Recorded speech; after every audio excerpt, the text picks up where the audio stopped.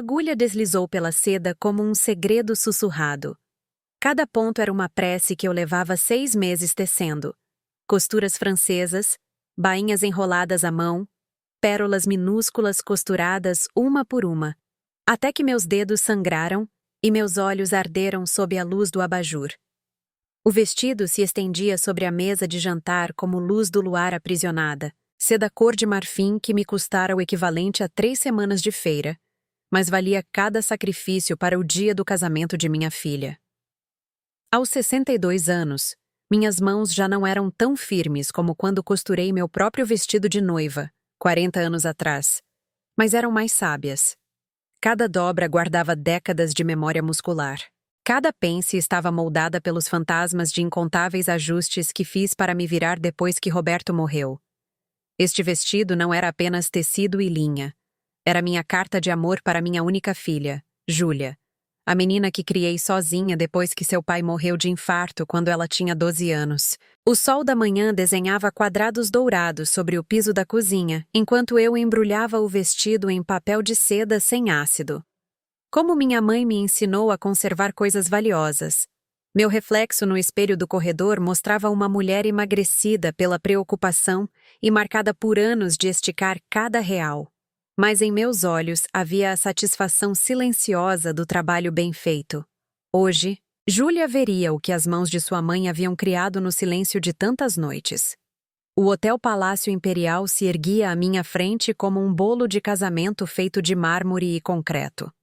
Só o serviço de manobrista custava mais do que eu gastava em comida em um mês.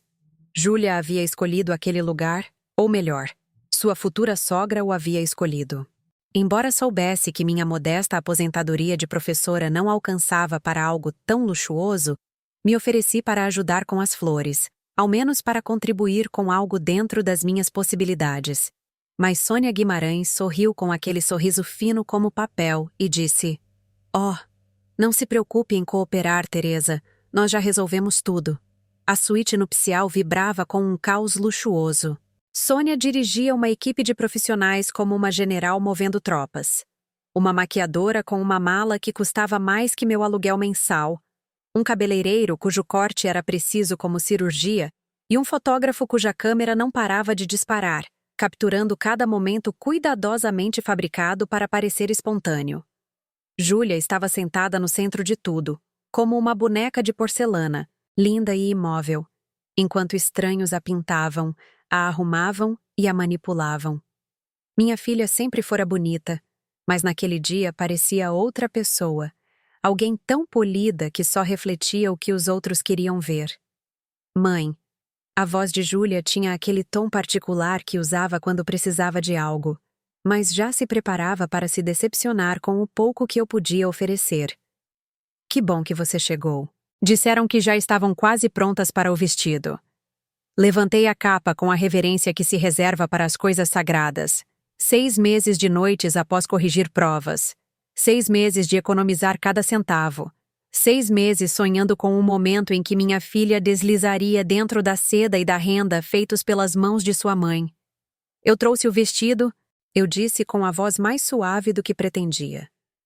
Sônia Guimarães levantou os olhos de sua meticulosa orquestração da perfeição nupcial.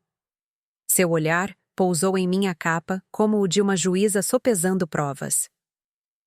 "Ah, o vestido que você mesma fez. Que atencioso." A palavra atencioso caiu de seus lábios como um pedido de desculpas diplomático por algo incômodo, mas inevitável. Comecei a abrir o zíper. Meus dedos tremiam um pouco, não por nervosismo, mas pela intensidade do amor que eu havia colocado em cada ponto. A seda emergiu como água tomando forma e, por um instante, a suíte ficou em silêncio. "É muito artesanal", concluiu Sônia, aproximando-se com o ar de quem examina mercadoria danificada. "O trabalho de detalhe é bastante rústico." Rústico. 6 meses de costuras francesas e pérolas bordadas à mão reduzidos a rústico. Senti algo se mover dentro do peito. Uma pequena porta se fechando. "Querida", continuou Sônia, com uma doçura falsa, "talvez devêssemos considerar a opção de reserva que comentamos." O vestido Vera Wang da boutique é mais apropriado para as fotografias. Os olhos de minha filha Júlia saltaram entre o vestido que eu tinha feito e a mulher que em breve seria sua sogra. Vi minha filha sopesar suas opções como uma comerciante, calculando ganhos e perdas, e vi o instante exato em que escolheu o caminho que a afastava de mim. Mãe, eu acho que talvez devêssemos ir com o outro vestido. Ela fez uma pausa, buscando palavras que não doessem demais.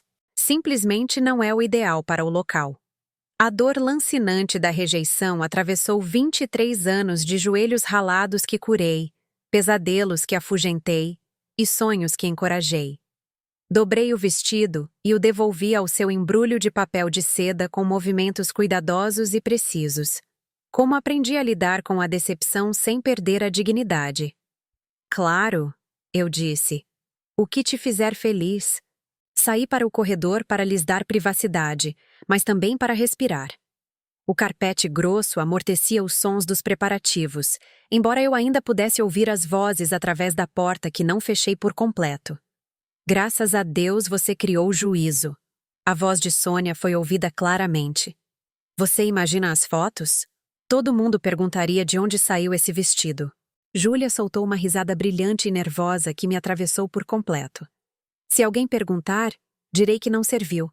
Parece coisa de brechó, de qualquer forma. As palavras atingiram como socos. 6 meses. 6 meses da minha vida, meu amor. Minha esperança de continuar importante para a filha que criei. 6 meses reduzidos à vergonha de bazar e risadas nervosas. Fiquei parada no corredor do hotel, abraçando a capa do vestido contra o peito, e senti que algo fundamental mudava dentro de mim. Não se quebrava. Quebrar implica algo que pode ser remendado. Isso era mais como uma evolução, como uma cobra trocando a pele que já havia superado. Através da porta entreaberta, vi Júlia se enfiar no vestido Vera Wang, o rosto iluminado pelo alívio. Sônia subiu o zíper com a satisfação de quem acredita ter evitado um desastre social. O fotógrafo não parava de disparar, capturando o instante da transformação de filha para esposa, enquanto minha própria criação jazia esquecida sobre uma cadeira como papel de embrulho descartado. Voltei para o centro da suíte com os passos medidos de alguém que já havia tomado uma decisão. Vou levar isso para casa, eu disse levantando o vestido com um novo propósito. Ai, mãe, sinto muito, respondeu Júlia. Talvez eu possa usá-lo no jantar de ensaio. Sua voz tinha aquele eco vazio dos prêmios de consolação e das ideias de última hora. Não, eu disse com simplicidade. Não será necessário. Beijei a testa de minha filha, respirando o aroma do laque caro e de um perfume emprestado que não se parecia em nada com a menina que se enfiava na minha cama quando havia tempestades. Tenha um casamento lindo, meu coração. Enquanto eu caminhava pelo corredor do hotel, ouvi Sônia dizer: Bem, isso foi mais fácil do que eu esperava. Às vezes as pessoas só precisam aceitar a realidade.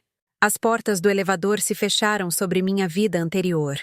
Em meus braços, envolto em papel de seda e orgulho ferido, jazia o começo de algo completamente diferente. Lá fora, o ar de primavera trazia um cheiro de possibilidade misturado com fumaça de escapamento e os sonhos alheios. Coloquei o vestido com cuidado no banco de trás do carro, ajeitando-o como carga preciosa rumo a um destino desconhecido. O caminho de volta para casa me levou pelo bairro onde criei Júlia sozinha, em frente à escola onde dei aulas por 37 anos, em frente a todos os pontos familiares de uma vida vivida a serviço dos outros. Mas naquele dia, aqueles lugares pareciam diferentes, menores, como se eu sempre os tivesse olhado com a lente errada. Minha casa me recebeu com seus estalos e sombras conhecidas, as mesmas paredes amarelas da cozinha que pintei quando Júlia começou a preparatória, as mesmas fotografias que narravam uma vida inteira de aniversários, formaturas e terças-feiras comuns que, sem que eu percebesse, haviam moldado um ser humano. Voltei a estender o vestido sobre a mesa de jantar, alisando a seda com mãos suaves. A luz da tarde capturou as pérolas que costurei em espirais sobre o corpete, cada uma colocada com a precisão de uma mulher que entendia que os detalhes importam, inclusive, sobretudo quando ninguém mais nota. As costuras francesas estavam planas e perfeitas, invisíveis por fora, mas firmes o bastante para durar gerações. Isto não era trabalho de brechó, isto era a arte nascida do amor e polida pela necessidade. Preparei uma xícara de chá preto, forte, como para despertar os mortos, e me sentei a olhar o vestido enquanto o vapor subia da xícara como incenso. Em algum ponto da cidade, Júlia caminhava para o altar, envolta em uma elegância emprestada. Mas aqui, em minha casa silenciosa, rodeada das ferramentas do meu ofício, senti algo que não experimentava há anos: o despertar da minha própria ambição. O telefone tocou uma vez durante minha vigília. Provavelmente Júlia, ligando de sua suíte de lua de mel, com a voz brilhante de champanhe e culpa, pronta para explicar, desculpar-se e acalmar tudo de novo. Deixei tocar. 3 dias se passaram em um silêncio misericordioso. Nenhuma ligação a mais da lua de mel, nenhuma flor com cartão de desculpas, nenhuma visita de vizinhos bem-intencionados que tivessem ouvido rumores sobre o drama do dia do casamento. Apenas eu, o vestido e a certeza crescente de que algo fundamental havia mudado na arquitetura da minha vida. Comecei a olhar o vestido com outros olhos, não como amor rejeitado, mas como prova de uma habilidade que eu havia esquecido que tinha. Só a bainha enrolada à mão representava 40 horas de trabalho, algo que em qualquer boutique de noivas decente custaria cerca de R$ 4.000. A construção do corpete com pences princesa e curvas francesas era alfaiataria de nível profissional. A voz de minha mãe ressoou em minha memória. Teresa, você tem mãos de artista. Não as desperdice nos sonhos dos outros. Na manhã de quinta-feira, eu estava fotografando o vestido de diferentes ângulos, documentando meu trabalho como uma investigadora de cena, quando a campainha tocou. Olhei pelo olho mágico e vi uma mulher jovem com cachos escuros escapando de um coque bagunçado, segurando o que parecia uma travessa e com aquela expressão decidida que indicava que não iria embora facilmente. Dona Teresa. Da sua voz tinha um leve sotaque que eu não soube identificar. Sou Glória Reis. Moro no apartamento de cima da padaria, na Rua das Acácias. Eu soube que, bem, ouvi dizer que talvez a senhora precisasse de companhia. O nome despertou uma vaga lembrança de Júlia, mencionando-a anos atrás. Uma moça que havia trabalhado na lanchonete onde minha filha estudava para o mestrado. Elas haviam sido amigas, ou pelo menos próximas, antes que o círculo social de Júlia se reduzisse apenas a pessoas que pudessem impulsionar a carreira de seu marido. Abri a porta e encontrei uma mulher de uns 28 anos com os dedos manchados de tinta e um sorriso autêntico que me era estranhamente alheio. Ela estendeu a travessa como uma oferenda. Empadão de frango, ela disse. Receita da minha avó. Pensei que talvez a senhora não estivesse com muita vontade de cozinhar esta semana. Como? Comecei a perguntar. Júlia me ligou, disse Glória com simplicidade. 3 noites atrás. Estava chorando, bêbada, do hotel em Trancoso. Me contou o que aconteceu, o que disse do vestido. Seus olhos escuros brilharam de indignação. Eu quis dirigir até lá e lhe dar um sacode, mas o Nordeste fica um pouco longe para uma intervenção dessas. Apesar de mim mesma, estive prestes a sorrir. Entre, eu lhe disse. Estou passando café agora. Glória entrou no hall e ficou completamente imóvel. Seu olhar se fixou no vestido estendido sobre a mesa de jantar. Meu Deus, ela sussurrou. Perdão, quero dizer, esse é o vestido. Esse é o vestido. Ela se aproximou como uma peregrina diante de um santuário, com os dedos flutuando a alguns centímetros da seda. Dona Teresa, isso é trabalho de museu. O bordado das pérolas, só ele. Quanto tempo a senhora levou? 6 meses. 6 meses. Ela se virou para mim. Sua expressão passou da admiração à fúria. 6 meses da sua vida. E ela o chamou de coisa de brechó na frente daquela sogra rainha de gelo. Assenti sem querer, surpresa pelo alívio de que alguém, qualquer um, reconhecesse a magnitude da traição. Sabe do que isso me lembra? Continuou Glória, rodeando o vestido como uma crítica de arte diante de uma obra-prima. Do vestido de noiva que vi em uma revista. A construção, a atenção ao detalhe. Isso não é só um vestido, é alta costura. Você entende de técnicas de confecção, eu disse. As bochechas de Glória coraram um pouco. Estudei design de moda quase um ano antes de meu pai adoecer e eu ter que voltar para casa para ajudar com o restaurante. Desde então, tenho trabalhado como garçonete e fazendo ajustes por conta própria, mas... Ela apontou para o vestido. Nunca vi algo assim fora de um museu. Algo se moveu no meu peito. Uma sensação que eu quase havia esquecido. Reconhecimento, respeito profissional. Que alguém entendesse o ofício. Quer café? Perguntei. Sentamo-nos na cozinha e o entusiasmo de Glória preencheu o espaço como o sol entrando por uma janela no inverno. Ela me fez perguntas detalhadas sobre minhas técnicas, admirou fotos de outras peças que eu havia feito ao longo dos anos e escutou com interesse genuíno, enquanto eu lhe explicava a diferença entre costuras francesas e costuras planas, a arte de montar mangas sem franzidos e a paciência que exigem as casas de botão costuradas à mão. Escuta, ela disse, segurando sua xícara. Minha prima, ela se casa em 3 meses. O orçamento dela é praticamente inexistente. É assistente social. O noivo dela dá aulas no ensino infantil e ela chora há semanas por causa disso. Não pode pagar nada decente e tem muita vergonha de pedir dinheiro à família. Isso é difícil, murmurei. Embora algo no tom dela indicasse que a conversa caminhava para um lugar muito concreto. Ela tem mais ou menos o tamanho de Júlia, acrescentou Glória, como quem não quer nada. Talvez um pouco mais alta, mas não muito. A insinuação ficou flutuando entre nós, como uma ponte esperando ser cruzada. Olhei o vestido através do arco do cômodo de jantar, lembrando seu peso em meus braços quando o tirei da suíte nupcial de minha filha. Seda que nunca havia sentido a alegria para a qual foi criada. Você acha que ela gostaria de usar um vestido rejeitado? Perguntei. Eu acho que ela choraria de gratidão por usar um vestido tão lindo, respondeu Glória com firmeza. Ela tem visto desastres de poliéster na internet por menos de R$ 400. Isto, ela apontou para o cômodo de jantar, a faria se sentir uma rainha. Naquela mesma tarde, Glória a trouxe para ver o vestido. Minha sobrinha, tecnicamente prima em 2º grau, embora nunca fôssemos rigorosas com os graus de parentesco, entrou no cômodo de jantar e ficou sem fôlego. Ela sempre fora a lutadora da família, a que escolheu serviço social em vez de direito, a que namorava professores em vez de médicos, a que dirigia um Uno Mille velhinho, e mesmo assim mandava dinheiro para os pais todo mês. Aos 31 anos, havia conquistado cada linha de riso ao redor dos olhos e cada calo nas mãos, trabalhando como voluntária no albergue.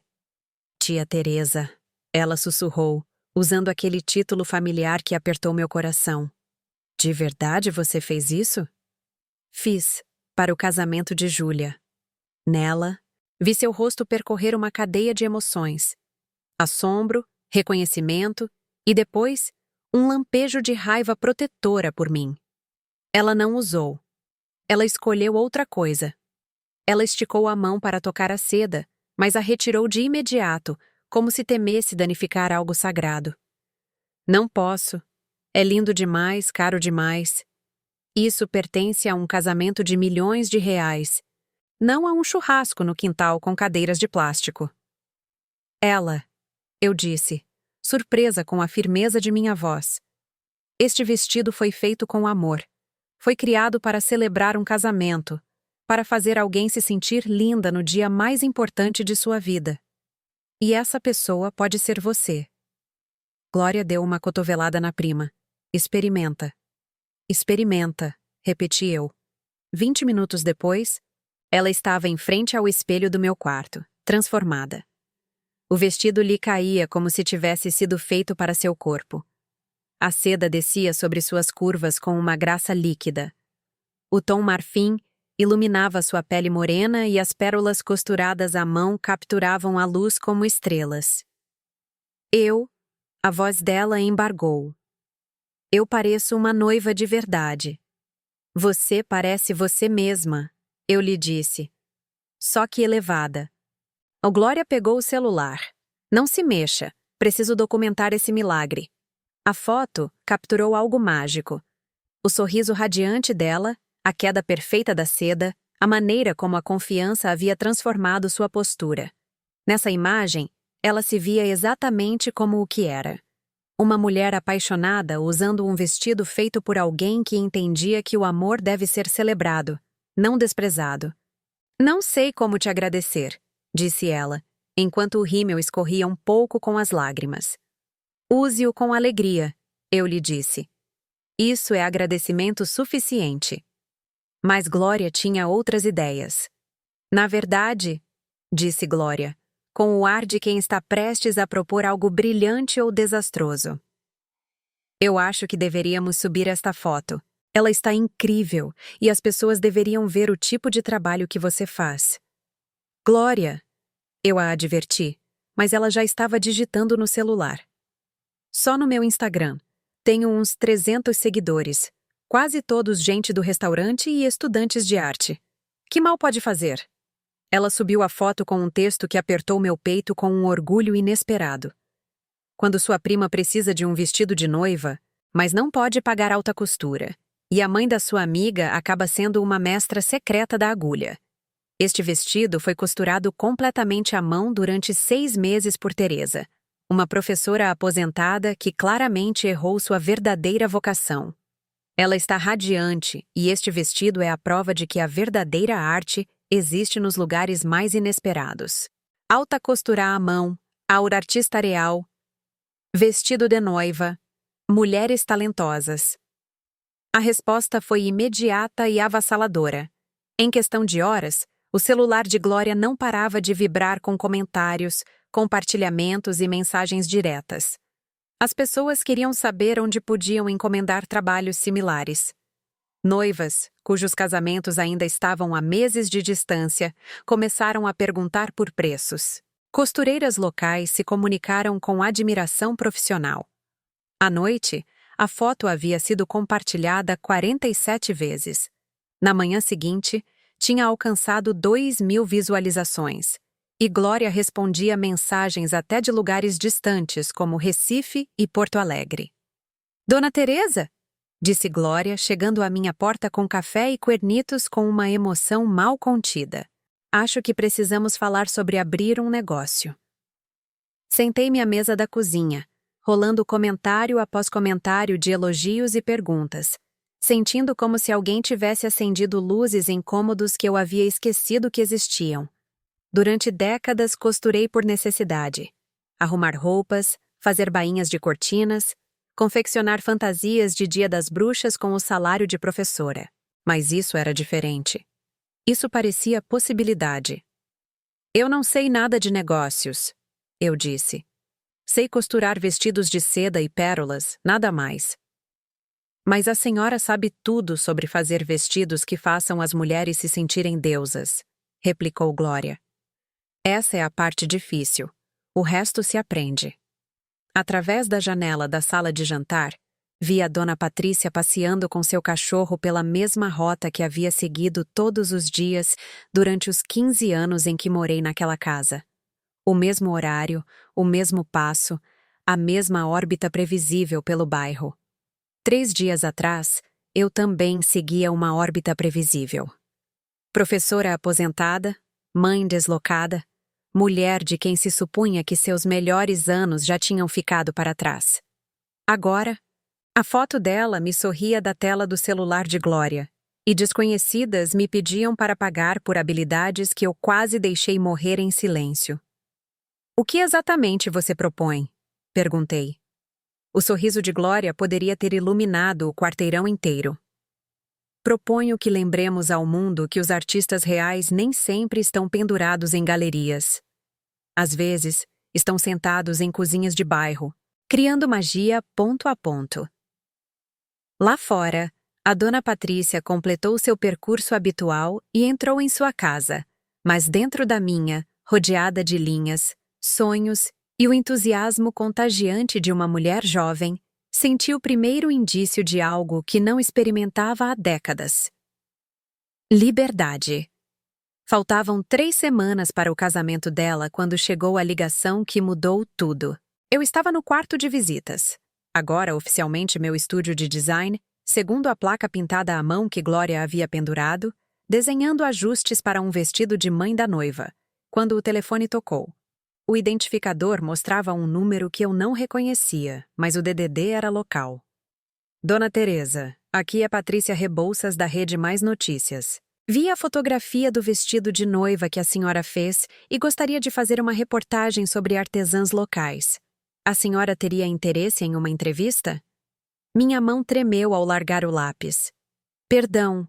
O quê? A foto do vestido foi compartilhada mais de 15.000 vezes esta semana. As pessoas a estão chamando de a artista de alta costura escondida da região metropolitana. Gostaríamos muito de contar sua história. 15.000. O número parecia irreal, impossível.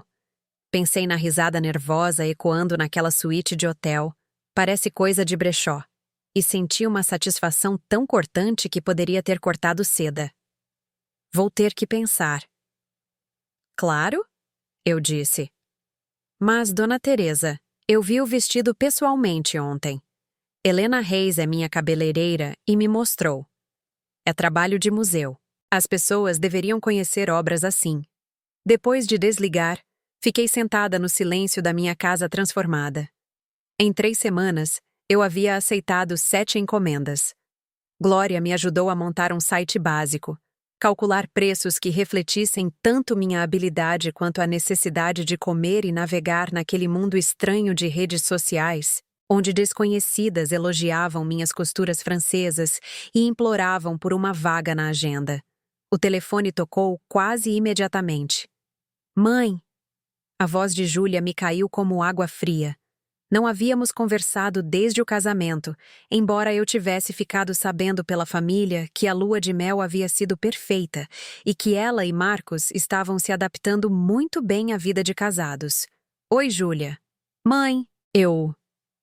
Sua voz tinha aquela respiração particular que anunciava que ela estava prestes a pedir algo enquanto fingia oferecê-lo. Eu soube da entrevista e de toda a má atenção que você está recebendo por costurar. Acho maravilhoso, sim. Claro, sempre soube que você era talentosa e pensei que talvez pudéssemos nos encontrar para almoçar. Tenho algumas ideias sobre como te ajudar a expandir esse pequeno negócio. Esse pequeno negócio. A frase caiu como um pequeno corte de papel. Pequeno, mas surpreendentemente doloroso. Estou bem ocupada estes dias, Ju. Eu sei. Por isso pensei que poderíamos falar sobre estratégias de eficiência. Talvez você pudesse agilizar seu processo, usar materiais diferentes, mais rentáveis. Marcos tem várias ideias sobre como escalar negócios de artesanato. No trabalho de consultoria dele, ele lida com empreendedores criativos o tempo todo. Fechei os olhos e visualizei com absoluta clareza a conversa que Júlia já havia tido com seu marido e com sua sogra. O pequeno hobby de costura de Teresa estava recebendo atenção, o que significava que poderia ser útil, mas só se fosse gerido e refinado de acordo com os padrões deles. Que tipo de materiais você tinha em mente? Perguntei. Bem, você sabe, nada muito caro. Talvez misturas sintéticas em vez de seda, e poderíamos conseguir as contas no atacado em vez de você costurar tudo à mão. Marcos diz que a chave da rentabilidade é reduzir os processos que exigem muita mão de obra. Misturas sintéticas. Não faça essa cara, mãe. Estou tentando te ajudar. O vestido que você fez para a prima se via bonito. Mas sejamos honestas, você não pode passar 6 meses em cada vestido se quiser ganhar dinheiro de verdade. Dinheiro de verdade. Como se o dinheiro que eu estava ganhando cobrando preços justos por um trabalho de nível mestre fosse imaginário. Júlia, eu disse com cuidado. Você viu o anúncio da nota nas notícias? Justamente por isso liguei. Acho uma exposição maravilhosa, mas você tem que ser cuidadosa com a forma como se apresenta. Talvez eu pudesse te ajudar a se preparar para a entrevista. Garantir que você diga as coisas certas. As coisas certas, como se minhas próprias palavras, descrevendo o meu próprio trabalho, não fossem suficientes sem a guia editorial dela. Eu te ligo depois, eu disse, e desliguei antes que ela pudesse responder. Glória chegou 1 hora depois com marmitas de guisado para a viagem, e a expressão de alguém que havia passado o dia inteiro atendendo ligações. Sua filha me ligou, ela anunciou, deixando os recipientes de guisado sobre a mesa da cozinha. Queria saber se eu estava te encorajando nesta aventura de costura, e se eu entendia as realidades financeiras do trabalho sob medida. E o que você disse? Eu lhe disse que em 3 semanas você ganhou mais dinheiro por hora do que eu ganho como garçonete. E que suas realidades financeiras incluem uma lista de espera de clientes dispostas a pagar preços premium por um trabalho que não podem conseguir em nenhum outro lugar. Os olhos de Glória brilharam. E talvez eu também tenha mencionado que desconsiderar um trabalho de qualidade de museu como uma aventura de costura demonstra uma profunda incompreensão tanto da arte quanto do negócio. Descobri-me sorrindo pela primeira vez em todo o dia. Como ela reagiu? Mais ou menos como você imaginaria. Sugeriu que talvez eu estivesse me achando demais e que seria lamentável se eu te encorajasse a tomar decisões profissionais pouco realistas, na sua idade. Na minha idade, 62 anos. Aparentemente, velha demais para sonhar de novo. Glória, eu disse de repente. Você se lembra do que queria fazer quando estava na escola de design? Antes de seu pai adoecer. Seu rosto mudou. A vulnerabilidade substituiu a ferocidade protetora. Queria desenhar roupas para mulheres reais, não para modelos tamanho zero nem celebridades, mas para mulheres com curvas, com histórias, com vidas que não se encaixam em moldes padrão. Ela riu, mas soou vazio. Ingênua, né? Os professores nos empurravam para designs comercialmente viáveis, roupa que pudesse ser produzida em massa e vendida ao maior número de pessoas possível. E se não fosse ingênuo?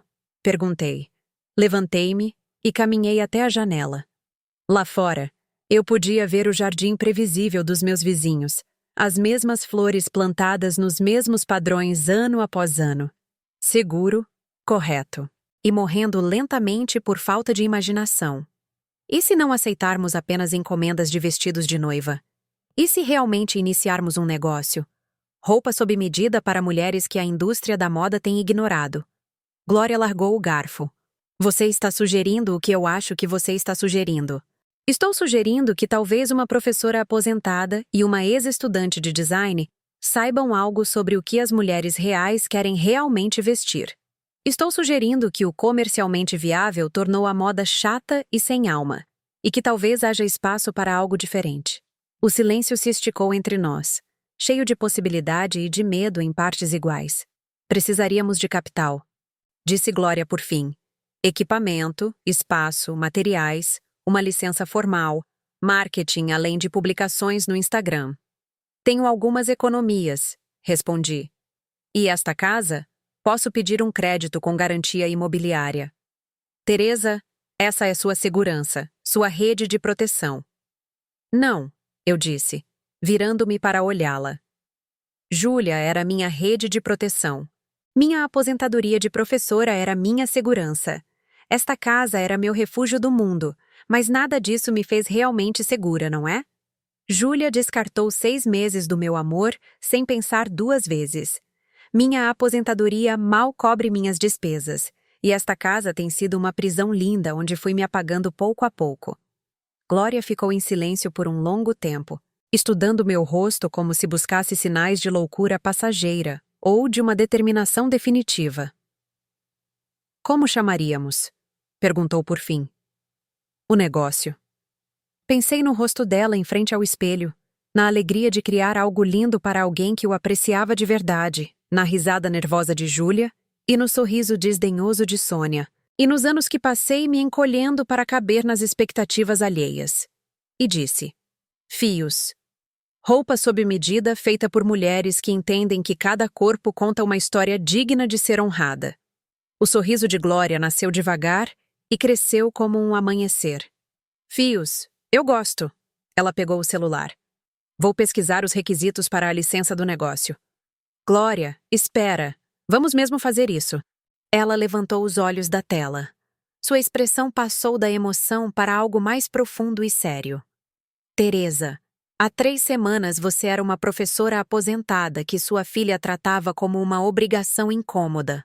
Hoje, você é uma artista solicitada com lista de espera e uma entrevista na televisão agendada para sexta-feira.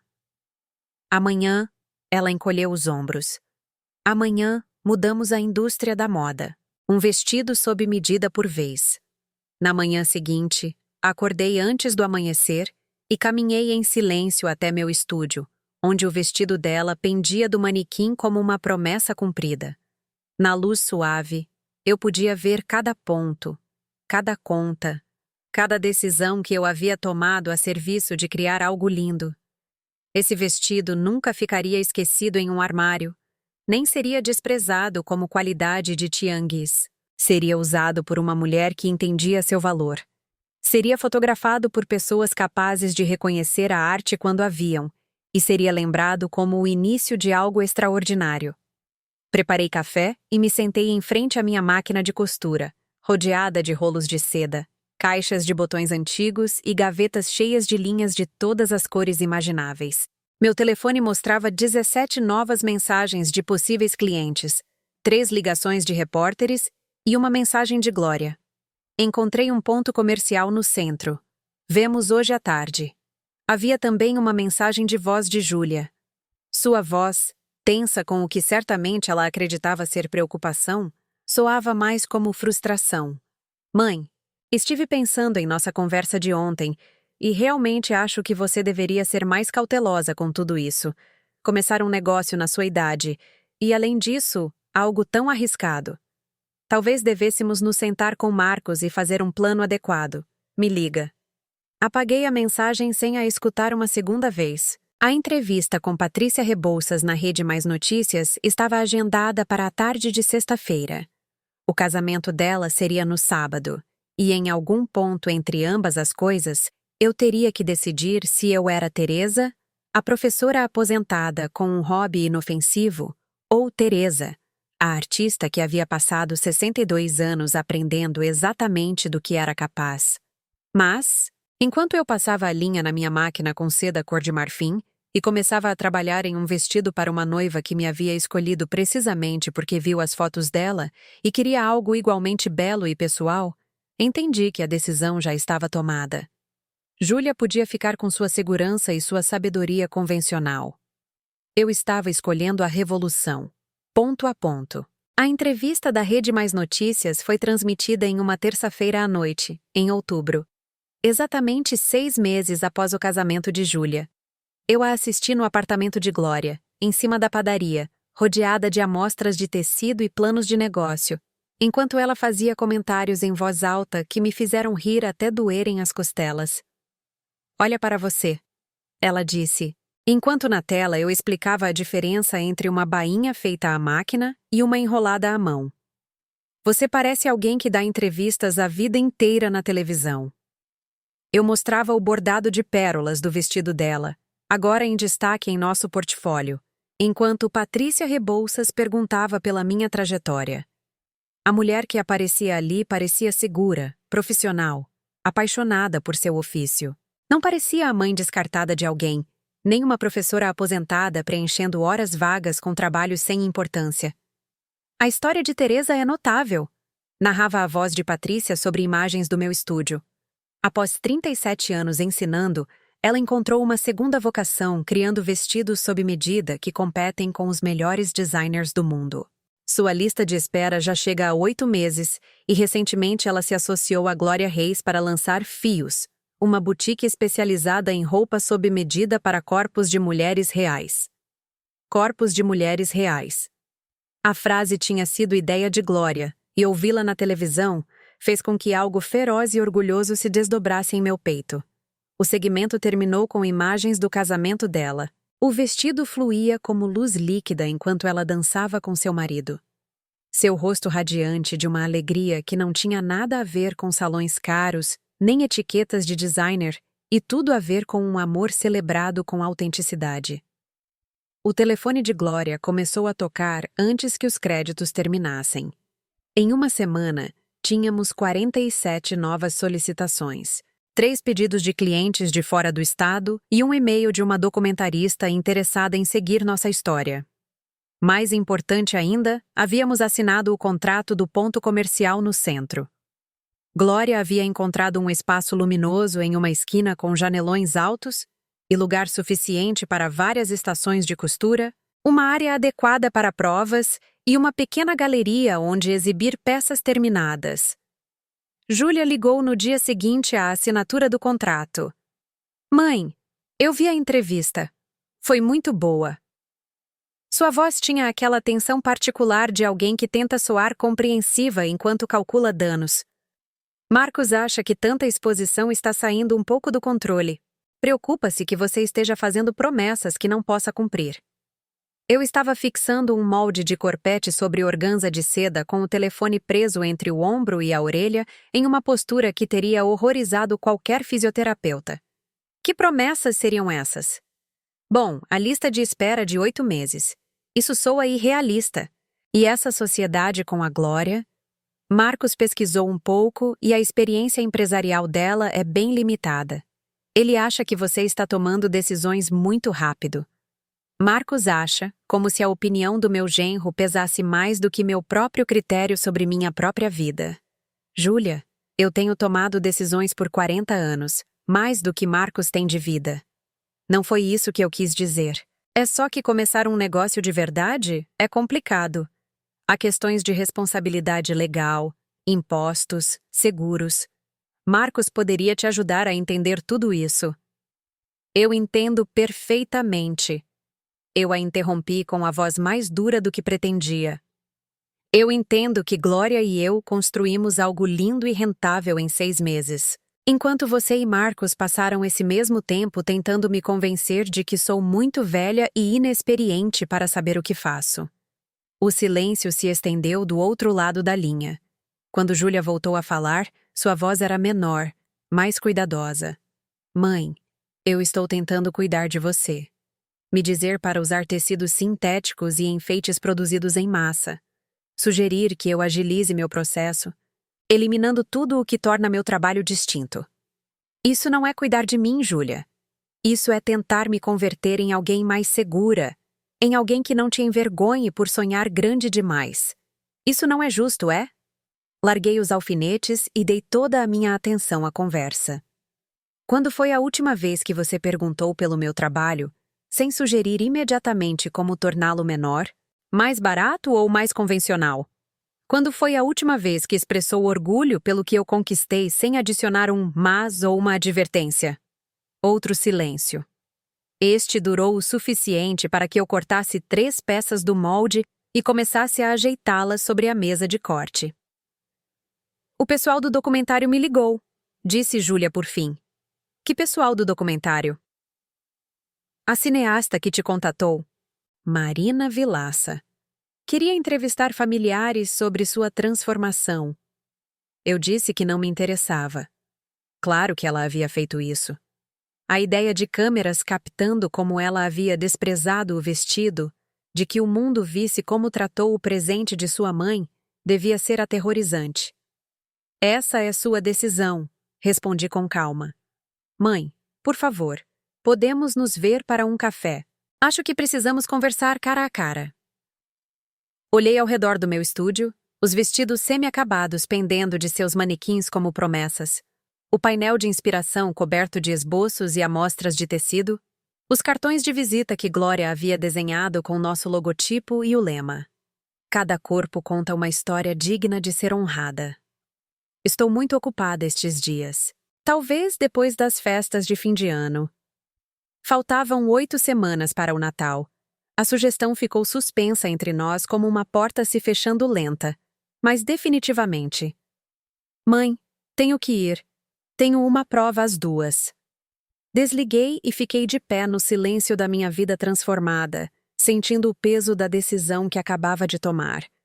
Durante meses eu havia estado mudando, crescendo, me convertendo em alguém nova, mas isso era diferente. Este foi o momento em que deixei de ser, antes de tudo, a mãe de Júlia, e passei a ser Teresa, artista e empresária, que além disso tinha uma filha.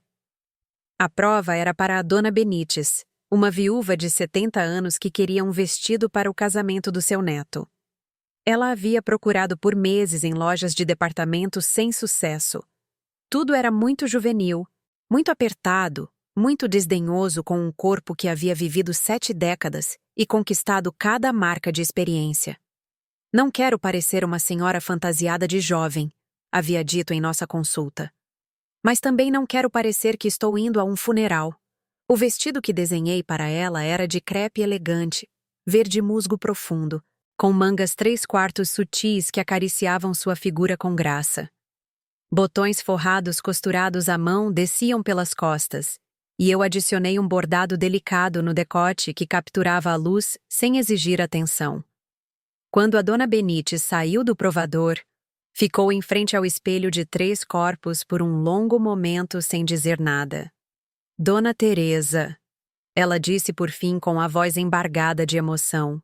Eu pareço eu mesma, mas a melhor versão de mim. Esse é o objetivo, respondi, ajustando levemente a bainha. Honrar quem a senhora é, não ocultar. Minha nora me sugeriu que comprasse algo online. Ela disse que seria mais barato e prático. A Dona Benites alisou a saia com mãos reverentes. Fico tão feliz por não ter lhe dado ouvidos. Sim. À medida que novembro avançava em direção ao início do inverno, a reputação da Fios cresceu além de qualquer coisa que eu teria ousado imaginar. A equipe do documentário nos seguiu durante 2 semanas, capturando o processo de criar peças sob medida e entrevistando clientes que falavam com emoção genuína de se sentirem belas em sua própria pele pela primeira vez em anos. Glória se encarregou do lado empresarial, com uma competência que me confirmou que eu havia confiado bem no meu instinto ao me associar a ela. Ela negociou com fornecedores, gerenciou nossa agenda de agendamentos e atendeu às solicitações de mídia com a destreza de alguém que aprendeu a sobreviver no trabalho de restaurante, mas que sempre sonhou com algo maior. Contratamos 2 costureiras, ambas mulheres com mais de 50 anos que haviam sido demitidas de fábricas e a quem disseram que suas habilidades já estavam obsoletas. Vê-las redescobrir sua própria arte em nosso estúdio luminoso parecia presenciar ressurreições. O espaço se converteu em um refúgio para conversas que nunca imaginei abrigar. As mulheres falavam de seus corpos não como problemas a serem corrigidos, mas como histórias que mereciam ser celebradas. Compartilhavam frustrações ao comprar roupas, a sensação de serem invisíveis em uma indústria da moda desenhada para outras pessoas, e a redescoberta da confiança ao vestir peças que se encaixavam em suas vidas reais. Sabe o que eu mais gosto deste lugar? Me perguntou Catarina, uma advogada de 45 anos, enquanto experimentava um blazer que eu havia desenhado para se adaptar ao seu corpo após uma mastectomia. Aqui ninguém age como se meu corpo estivesse errado por existir. O blazer lhe caía perfeito, profissional e feminino, sem tentar ocultar nada nem compensar demais. O reflexo de Catarina mostrava uma mulher pronta para dominar qualquer tribunal ou sala de reuniões, confortável em sua própria pele e envolta em tecido trabalhado com maestria. 2 semanas antes do final de novembro, estourou a história que mudou tudo. Uma revista nacional publicou uma reportagem intitulada A Costureira que Roubou o Natal. Um trocadilho que fez Glória gemer, mas que gerou uma atenção descomunal.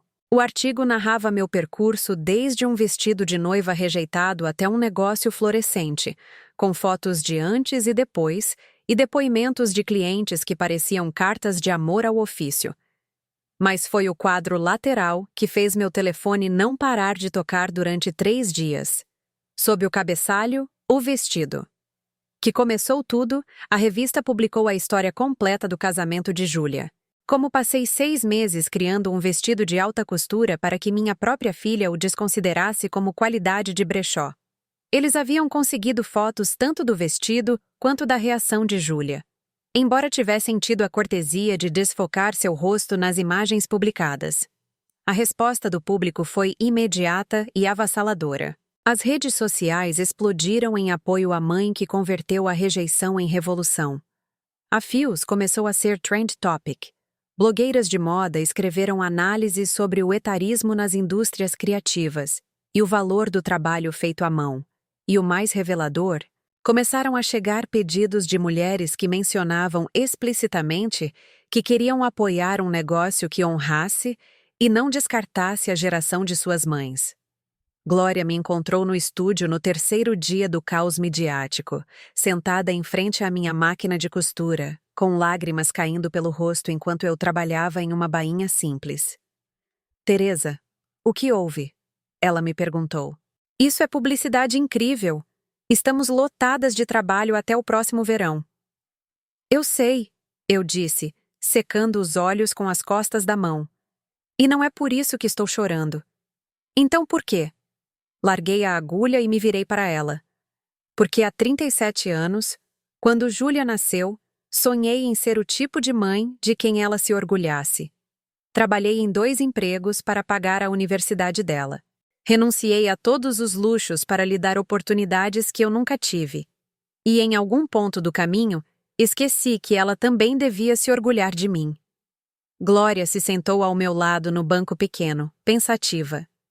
Sabe o que eu acho? Ela disse por fim. Acho que você a criou para se orgulhar de você, sim. Mas em algum momento, ela esqueceu que o orgulho não tem a ver com ter uma mãe cômoda ou convencional. Tem a ver com ter uma mãe corajosa o suficiente para se converter em quem realmente está destinada a ser.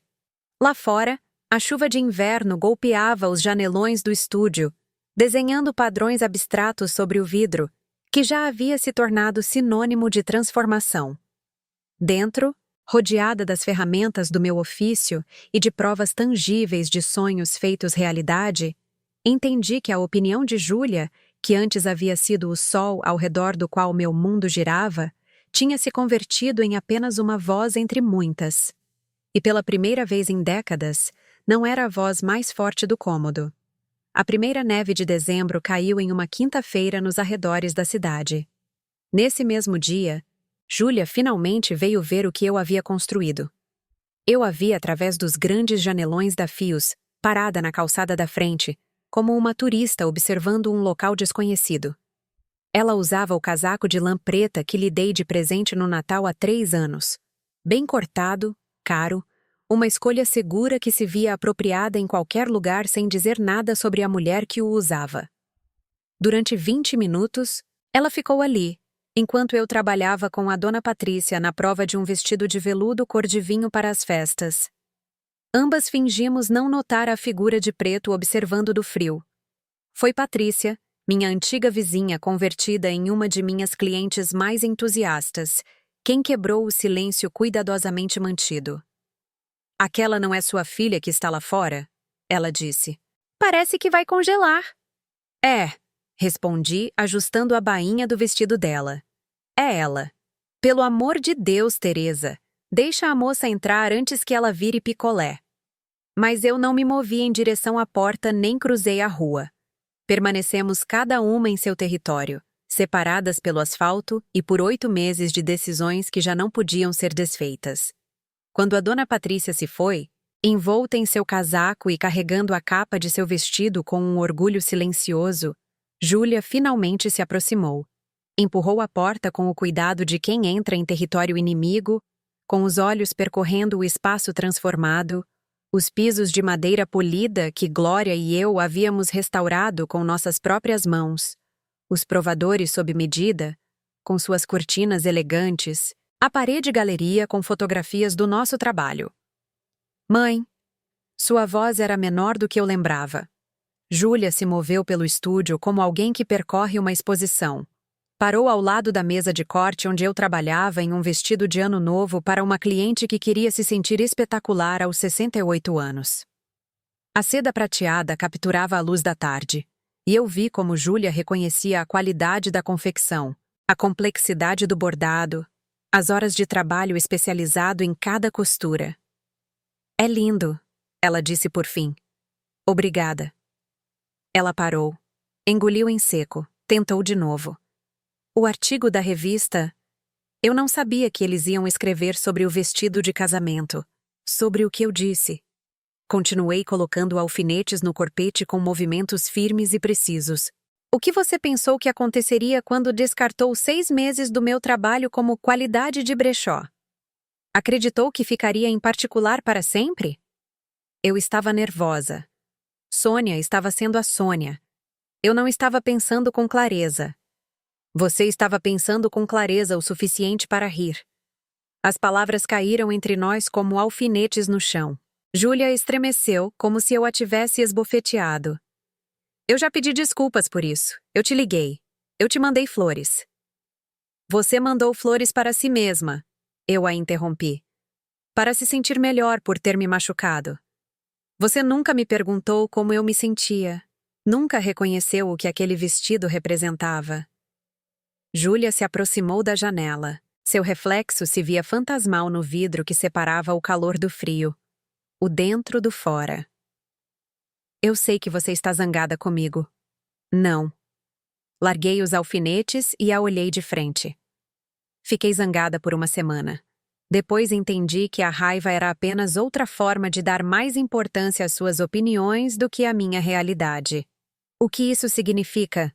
Que eu parei de me preocupar se você aprovava minhas decisões e comecei a me preocupar se eu as aprovava. O silêncio se alongou, carregado com o peso de 8 meses de transformação. Lá fora, a tarde de dezembro pintava tudo em tons de cinza e prata. Dentro, o estúdio brilhava com luz quente e com a evidência de um trabalho que importava.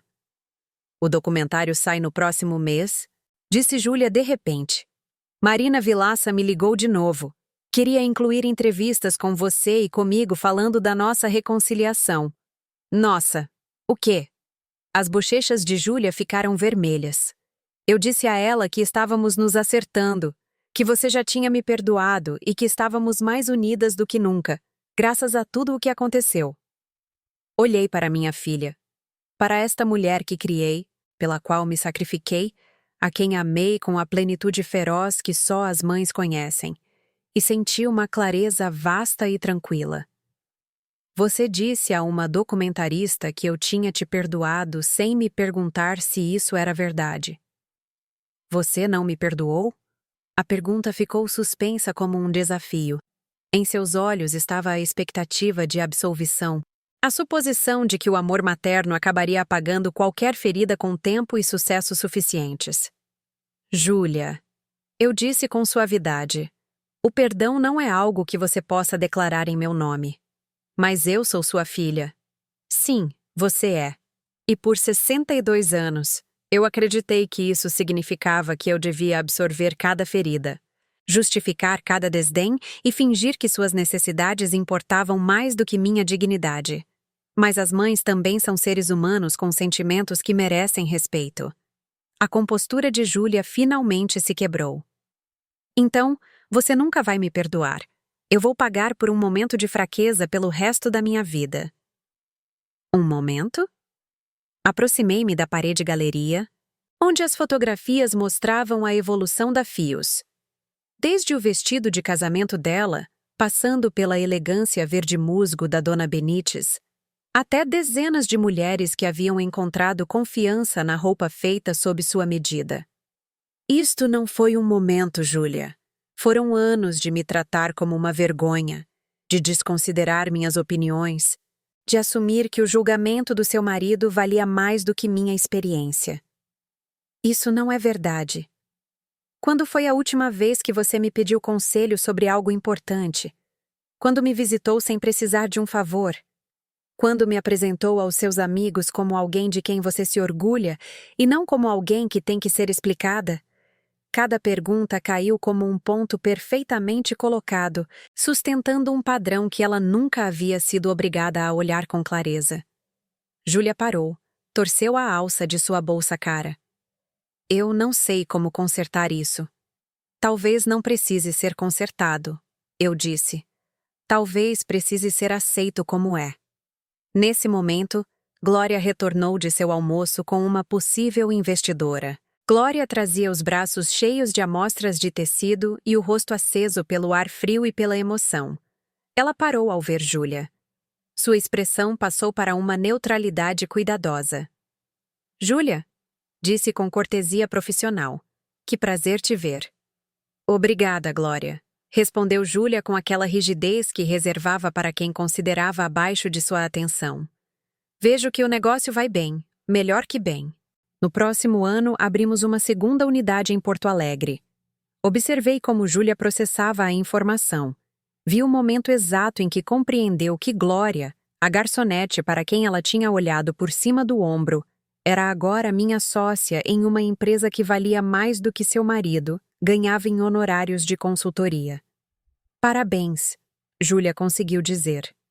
Obrigada. Glória deixou as amostras e se aproximou da mesa de corte, colocando-se de forma natural entre Júlia e eu. Teresa, a investidora, adorou seu portfólio. Quer destacar a fios na edição de primavera de sua revista dedicada a mulheres empreendedoras acima dos 50. Mulheres empreendedoras acima dos 50. A frase teria sido inimaginável para mim. Um ano atrás, quando eu ainda me definia como a mãe de Júlia, a viúva de Roberto e uma professora aposentada preenchendo horas vagas com hobbies. Júlia observou o intercâmbio com uma compreensão crescente. Este já não era o pequeno projeto de costura de sua mãe, algo que precisava ser gerenciado ou melhorado. Este já era um negócio legítimo dirigido por mulheres que conheciam seu próprio valor e exigiam respeito por sua experiência. Eu deveria ir, disse Júlia de repente. Vejo que você está ocupada, Teresa. Eu a detive na porta. Eu quero que você entenda uma coisa. Eu não te odeio. Não te desejo nenhum mal, mas também não preciso da sua aprovação, nem da sua supervisão, nem da sua forma de cuidar de mim. Então, onde isso nos deixa? Considerei a pergunta com seriedade, olhando para esta mulher que compartilhava meu DNA, mas não meus valores, que havia herdado minha teimosia, mas não meu respeito pelos sonhos alheios. Nos deixa como duas adultas que por acaso são parentes. Eu respondi. Se você quiser algo mais do que isso, terá que conquistar. Não com desculpas nem flores, nem dizendo a documentaristas que já nos reconciliamos, mas com ações que demonstrem que você realmente respeita a mulher em que me converti. O rosto de Júlia passou por várias emoções. Dor, raiva, reconhecimento, algo que talvez fosse o início da compreensão. E se você não puder fazer isso, então não poderemos ir além disso, eu disse. Mas não vou fingir o contrário para que nenhuma de nós fique mais confortável. Ela assentiu lentamente. As lágrimas fizeram seu rímel escorrer um pouco, da mesma forma que havia acontecido com a prima de Glória, quando se viu pela primeira vez com meu vestido de noiva, embora por razões completamente diferentes. Adeus, mãe. Adeus, Júlia. A porta se fechou atrás dela com um tilintar suave. Eu a observei através do janelão enquanto caminhava em direção ao seu carro. Ela não virou para olhar o estúdio. Não parou para admirar a placa elegante que Glória havia mandado fazer, nem a vitrine onde exibíamos nosso trabalho mais recente. Você está bem? Perguntou Glória em voz baixa. Estou perfeita, eu respondi. E eu falava sério. Naquela noite, sentei-me no pequeno apartamento que tínhamos em cima da oficina. Havíamos adaptado o espaço quando o contrato de aluguel de minha antiga casa terminou, decidindo que morar em cima do nosso trabalho fazia mais sentido do que continuar fingindo uma separação entre a arte e a vida.